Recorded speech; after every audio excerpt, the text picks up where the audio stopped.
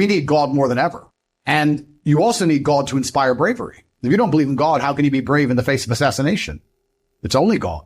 I also believe that God can be proud of you when you do your absolute best. And I don't think many people genuinely do their best in the world anymore. When I say do your best, people sit and go, oh yeah, okay. No, when's the last time you actually did your best? Like, I don't train to run marathons, but I know if I gave my best, I could run a marathon right now, first try. If I gave my best, life depending on it. When's the last time people have genuinely given their best to anything? There are people going through the world and going through life today that don't give their best or 100% effort to anything ever. Ever. They can't even remember the last time they tried.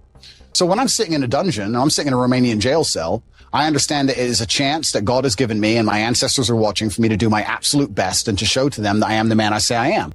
You can't become the most famous man in the world for mental resilience and God not test your mental resilience. I think that would be a very amateur way to view the world, that you can now become one of the most famous men in the world who talks about mental discipline and mental resilience and God's not going to test it. I think God's going to come along and say, okay, you want to be Mr. Famous. All right, let's see what you have.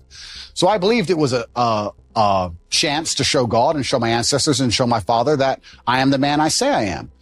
Well, it says in the Quran, just because you believe, you think Allah will not test you. Just because you believe in me, you think you're not going to be tested. I think being tested is a great thing for That's how God shows love. Yeah. Because because God's love is a disciplinarian love. It's a masculine love. It's like a father. A father shows love through putting you on the bike, letting you fall over, letting you hurt your knee, picking you back up, putting you back on the bike. That's how a father shows love, and God is the same. We learn through pain and suffering, which is why God gives it to us, because God is here to teach us. God is like a father, and a father teaches you, I believe, through pain.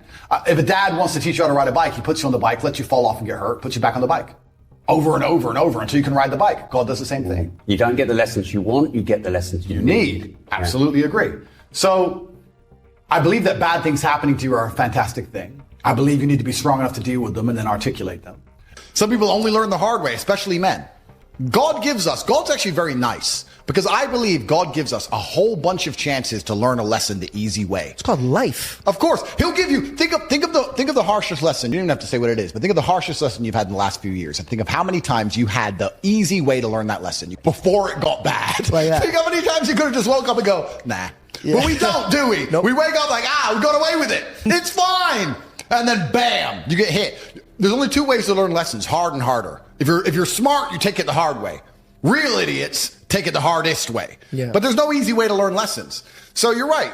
I agree with everything you say. And that's how God teaches anyway. That's how God is always going to teach, because God is a disciplinarian love. I think it says, someone said this to me, I think in school you learn things and then you're given a test, but with God you're given the test and then you learn things. And that's the way it works.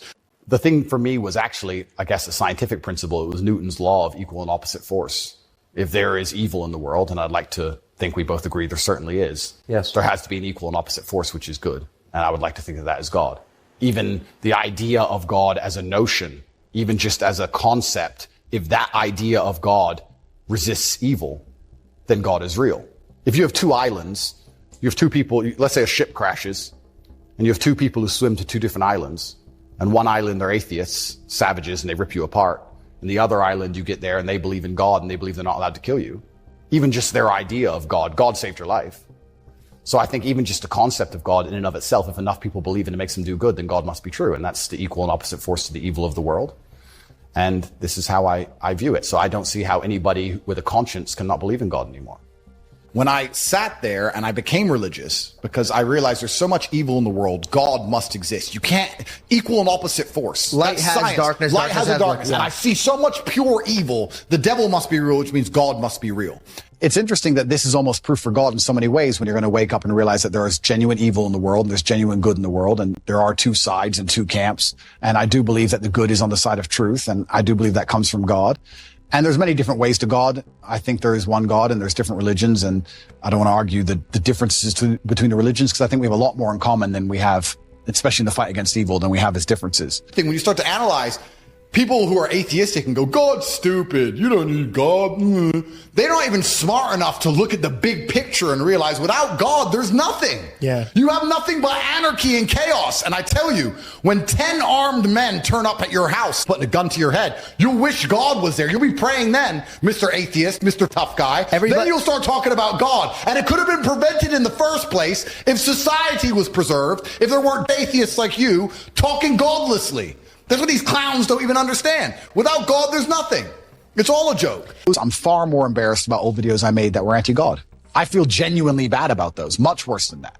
I'm doing the absolute opposite. Right. I'm trying to push children towards religion. I'm trying to push kids towards God. And I feel like Christianity's lost a lot of its presence in recent times. And that breaks my heart. I'm a Muslim now, but that breaks my heart because people of the book are people of the book, and we need more God, not less God. And I don't care what God you worship if you worship God and you're a good person.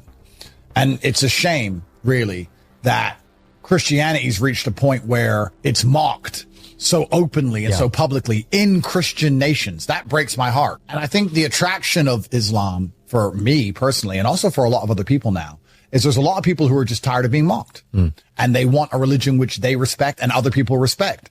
And you can disagree with Islam all you want, and whether you're an atheist or you're a Christian, and you can disagree with it all you want. And I'm not an Islamic scholar to argue that point. However, I will argue the point that it is the most respected religion on the planet. Nobody openly mocks it without fear. If they do, they at least make sure they're very careful about hiding their face or hiding behind a police barricade. Whereas people will mock Christianity openly and think it's a joke. And I feel like it's time for the Christians to take power back by ensuring that their religion is respected. I mean, people often ask why I reverted to Islam. And I heard someone say something that you see life and you see other people as you see yourself. So if you're a thief, you think everyone's a thief. You're worried about everyone stealing from you because you would steal in their position. That's how you view the world. It's how cheaters view. That's how cheaters view the world. That's right.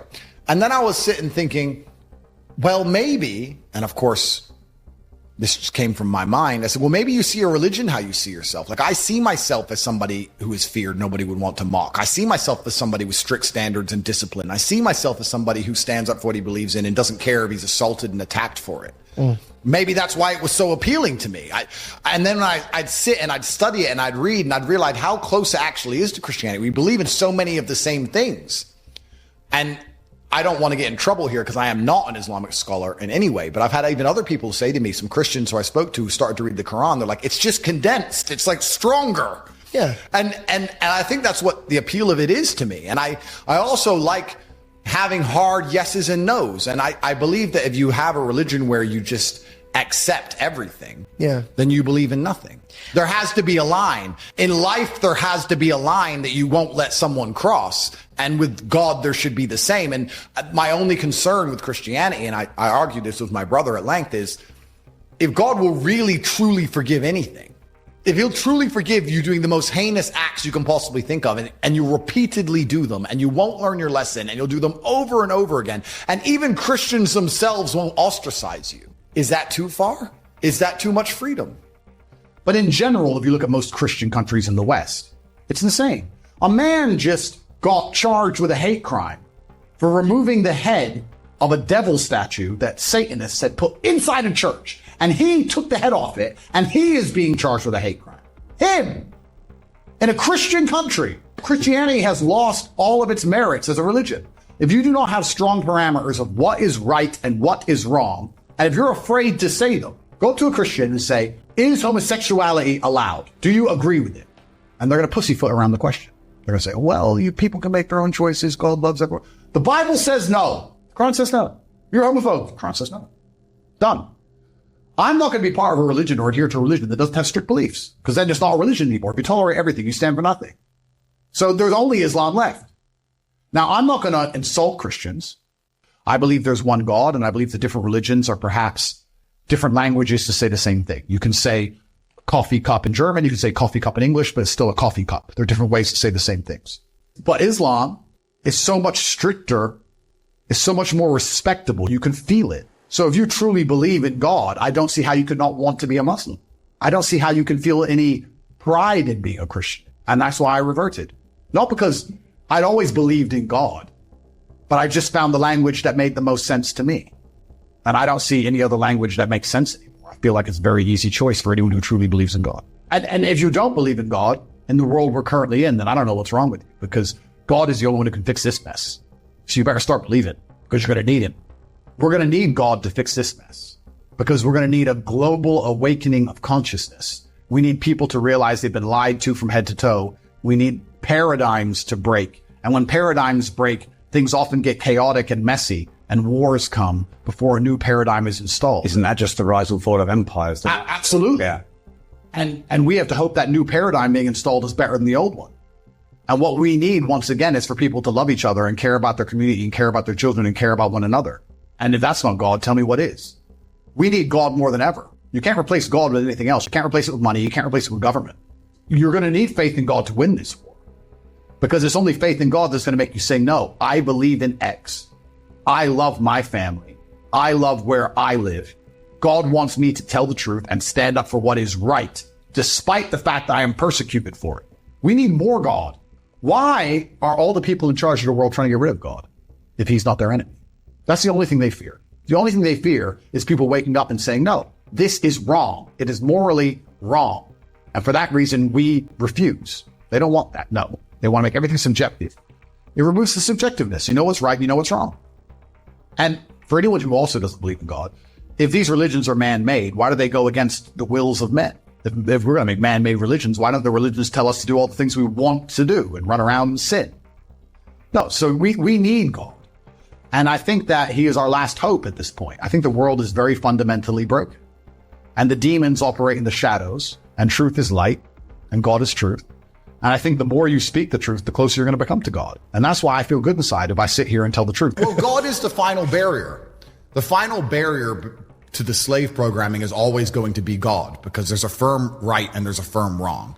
They're going to come along and convince us all that the sky is green. And it's unfortunate because slowly they're going to win. Right now, we laugh at the fact that a man can chop his dick off and become a girl. We laugh at that. But our great-grandchildren won't laugh at that idea. Unfortunately, slowly they're creeping in. And the only barrier to this insanity, the final protection, is God, the book that says yes and no. Simple. So when you remove God from society, you live in godless societies. Yeah, you have the moral degradation, but it doesn't just destroy the populace. It destroys the institutions of the populace. That's the worst thing about it. And now we're living in a society which is so brutally corrupt to the core. The best hope you have is to believe in God and find some degree of religious ideology amongst the everyday life. That's the best hope you have, is to find a society where people are afraid of God. And that's why they're trying to destroy us. As simple as that. Because the demons operate in the dark. Demons need lies. Demons can't do their job in the light. And the light is truth. God is light. God is truth. If you tell the truth, if we have a battlefield, a playing field of truth, they can't do their snakery and their lies. They need deception. They require deception. That's not a man, that's a woman. The sky is green. They need all this garbage so that they can keep you in your slave box. Only God is going to get to a point where it says, it doesn't matter how much you pay me. It doesn't matter what you make me believe. It doesn't matter what the AI machine does. It doesn't matter how you've psyoped me and indoctrinated me. It doesn't matter how long you've been trying to convince me this is true. I know that my holy book and the God I believe in says this is wrong, so I refuse to believe. Only God is the final barrier to the absolute slave mind insanity, which is why they fear God, which is why they don't want to teach children about religion. You talk about God and we talk about faith. To be a disciplined religious person, the word is discipline. It requires discipline.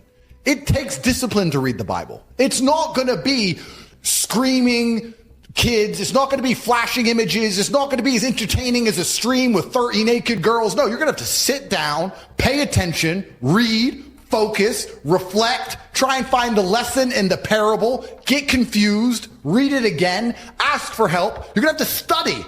That takes discipline. Most of these children today are so messed up from TikTok, they can't even focus on one page of a book, any book, because all they do is scroll. As we're destroying the new generation and removing their ability to focus on anything, removing their ability to be disciplined, you're taking them from God. I think that God should be feared. I believe that God should be feared. I fear God. It's one of the only things I fear. And I believe that also you see God to a degree, or you see religion, how you see yourself. And I see myself as a person of strong principles and strong morals. And I like to think of myself as the kind of person nobody really wants to cross, not because I'm a psycho, but because I'm a man of capability and I'm smart and I'm strong and nobody wants to make an enemy of me. So I feel like I find an affinity to a belief system which has very similar outlooks. And There's a whole bunch of other things I can say from the Quran and Islamic texts, etc. But to keep it very vague and very broad for people who are not Islamic, I felt God when I was in an Islamic country. If I went to an Islamic country, That's the problem. I felt God. You don't feel any God. How is it a Christian country if Satanists are mocking Jesus on the streets? Okay. This is why we need God more than ever. Because if you don't have God, you don't have a soul and you don't feel guilty. If I had started a war in Libya, I would look in the mirror now and say, why did all that death, all that destruction, a destabilized nation, slavery, all this I've done? Why did I do it? Votes, money? What did I do that for? I shouldn't have done that. I'd feel bad. Yeah. But they don't. That's remarkable to me. All of this is on purpose. None of this is an accident. And they all tie in together to be a sickness for society. And society is now currently very sick. And if you were to ask me, well, what's worse, the AIDS or the cancer or the gangrene? It's very difficult for me to sit here and choose one. I'm saying to you, we're in a mess. And we need a solution to all of them. And the solution to all of them is the same thing I said it was earlier, which is God. Because why did we build beautiful cathedrals? God. As an honor. Why did people get married and stay married?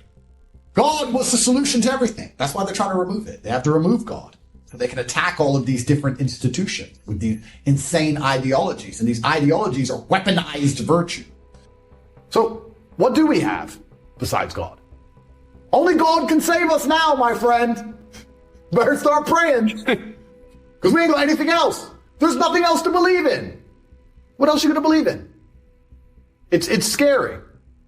If you believe in God, you're not going to worship your wife. You're going to respect your wife. You're going to do your very best to do good by her. But you worship God. You're not going to allow a woman to trounce all over you. You're like, no, sorry, we live within certain boundaries within this house, and we're a religious household, and you're not going to do that. Otherwise, we're not going to be together anymore. This is how it works. We're a religious household. Yep. But everybody worships something. Yeah. By talking about being an atheist, you think you're just showing the world how smart you are and that nothing's above you, but it's absolutely not the opposite. You're worshiping fame, you're worshiping clicks, likes, money, some other person, some human. It's garbage. Am I going to give up? That's what they want more than anything. That's what all of this is about, to chop off the head of the general. They want to destroy my life to stop anybody else being brave. Remember that top G guy? He had it all going for him, didn't he? He had all that money, flying around the world, living on a yacht. Everything was fine for him. He spoke too much. Listen, you're doing well right now. It's not worth it. Look what happened to that guy. He's still in jail. That's what they want to do. I couldn't live with myself if I shut up. I couldn't look in the mirror if I am quiet. They'll kill the general at the front, even if the army wins. That's how it is. My future's set. It is what it is. I believe in God. I refuse to shut up. I've made my decisions. I'm the man I am. I've made my bed and I'm going to lie in it. So it is what it is. No, I deserve it because I'm so great, but I deserve it because I'm brave enough to help other people. I think God gave it to me because I'm here to help other people. I genuinely believe God gave it to me so that I could run TatePledge.com and feed starving children, help people escape the matrix before the hole in the cloud closes, save people from depression by explaining to them that nobody cares. I believe I have a purpose. I believe that's why it was given to me.